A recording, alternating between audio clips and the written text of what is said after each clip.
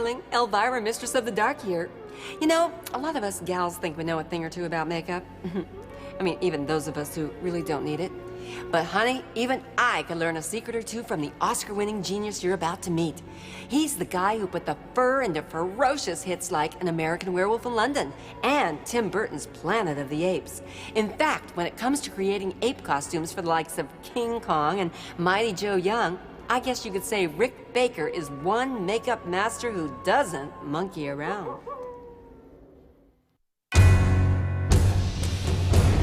He's won 6 Academy Awards and created unforgettable makeup for such films as An American Werewolf in London, Ed Wood, Men in Black,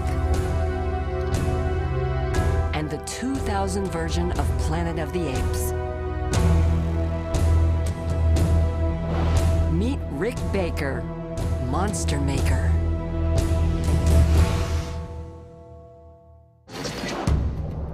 I grew up in front of the TV. I was one of the first generations of kids to grow up in front of the box, you know, and I liked monster movies. It was the stuff that really attracted me. And, you know, it was during that time where they had that kind of shock theater package where they showed the old Universal classics, you know, every once in a while on TV, and I just loved that stuff.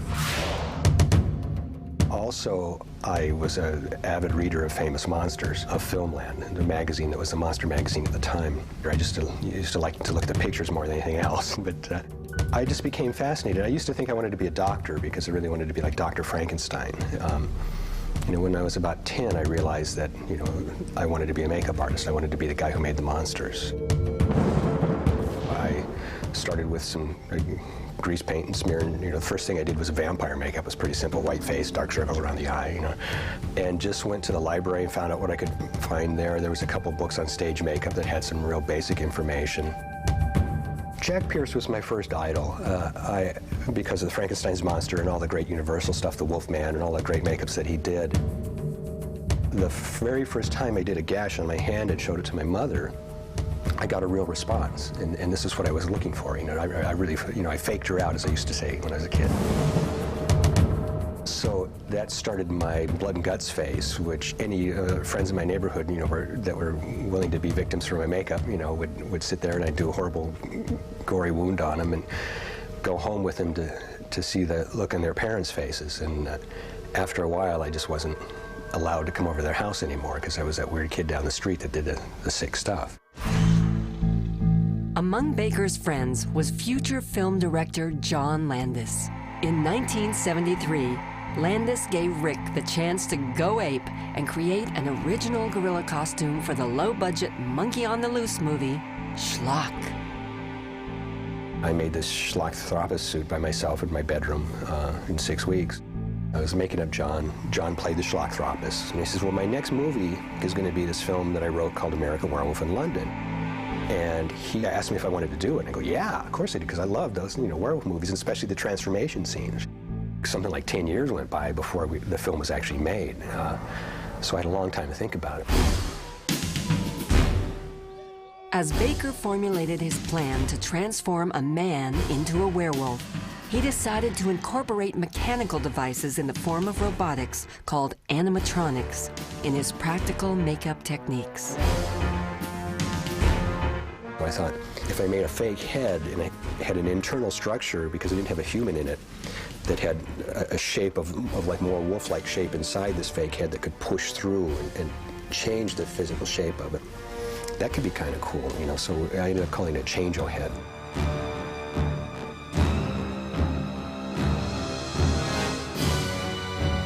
And the film used all kinds of techniques. That's what was fun about it. I mean, besides the fact that we had this wolf suit thing that we made, and we had makeups on people, we had masks, we had all kinds of stuff.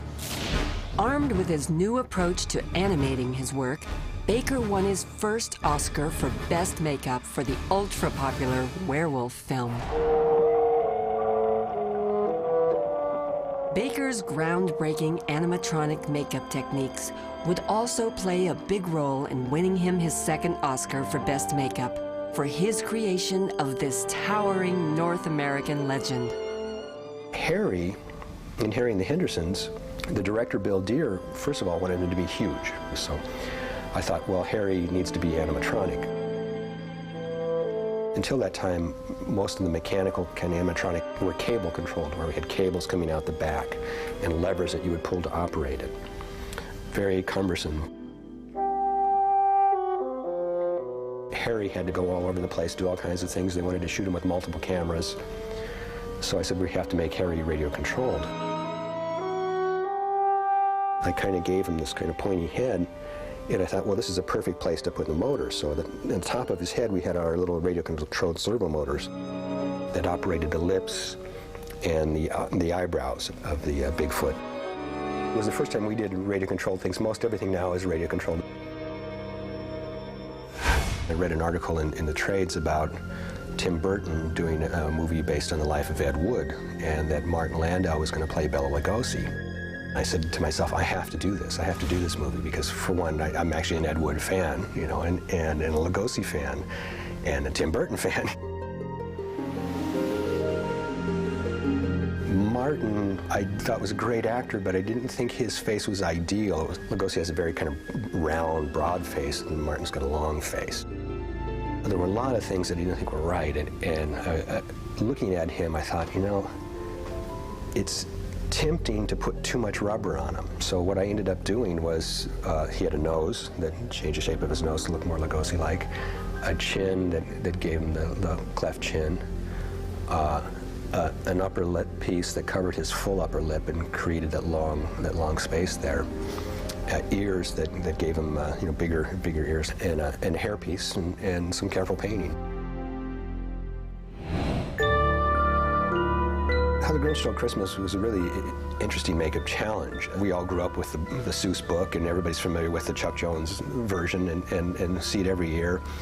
And it's kind of like you couldn't do either one of those things in real life on an actor.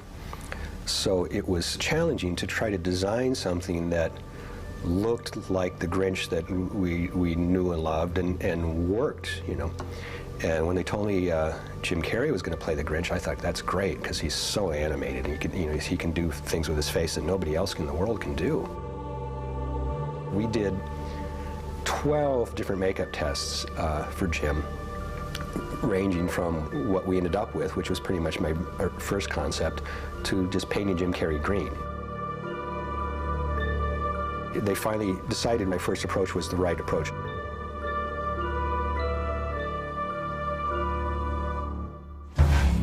But if there's anything Baker is most noted for, it's his mighty apes. From Dino De Laurentiis' King Kong to Gorillas in the Mist and beyond.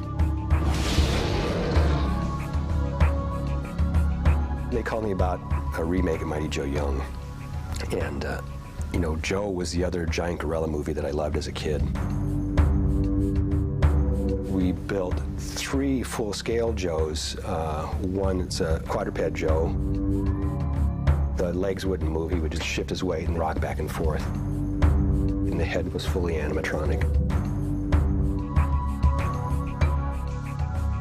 We have a seated Joe, who, again, the head moved, the arms moved, his torso moved. He sat there. These were 2 big hydraulic machines.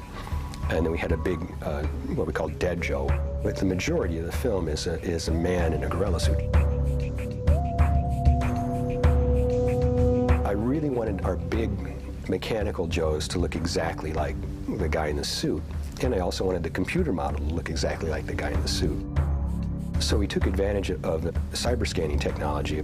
The cyber scanning information was in what they made the computer model out of as well. So they all 3 matched up really well.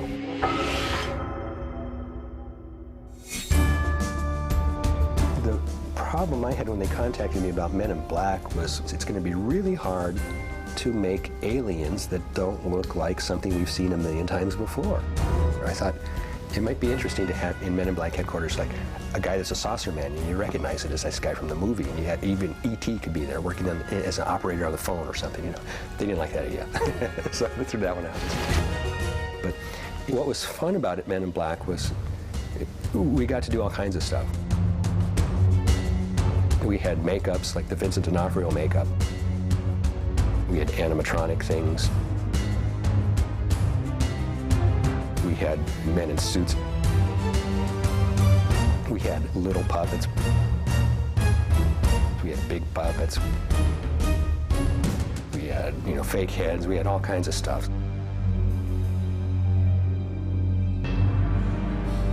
It was a little bit of everything I've done for my whole career. Every day I come to work, I pinch myself. I'm living my dream, basically. I started as a 10-year-old saying I want to make monsters for a living, and hopefully someday I'll be able to work on a movie and get paid for this, And it happened. I get paid to make toys and play with them. I'm kind of insulted when somebody says, well, you're pretty normal for somebody that does what you do. I don't think normal's necessarily good, I've always been weird, and weird is good, I think.